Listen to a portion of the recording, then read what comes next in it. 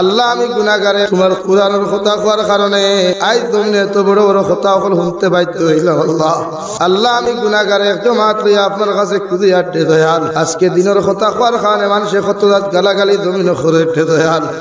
নিজের জীবনে নিজের মায়ের তো গালি দিছেন না, বাপেও দিছেন না। আল্লাহ শুধু তোমার কুরআনের কথা কোয়ার কারণে আজ জমিনে এত বড় বড় কথা হল শুনতে বাধ্য হইলাম। আল্লাহ তোমার নাফরমান অকলর মুকদ্দরে যদি জমিন খান হেদায়েত থাকে, আল্লাহ আমি মুসাফিরে এক জমাত লইয়া কুদিয়ার নবীজি ফরমান দে জমাত 40 জন মানুষ তখন একজন ওলি তখন আল্লাহ ও জমাত লইয়া আমি গুনাহগারে আপনার কাছে কুদিয়ার আপনি ইতার মুকদ্দরে যদি হেদায়েত থাকে হেদায়েত নসিব ফরমাও।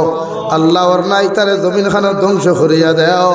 আল্লাহ তোমার মেহনত তোমার দিনের কর্ম করিয়া বাতিলের সামনে মাথা খান টানো তো করিয়া দাও। আল্লাহ আল্লাহ ভারতের জমিন দে শান্তির জমিন বানাও। আল্লাহ শামর জমিন দে আপনি শান্তির জমিন হিসাবে কবুল ফরমাও।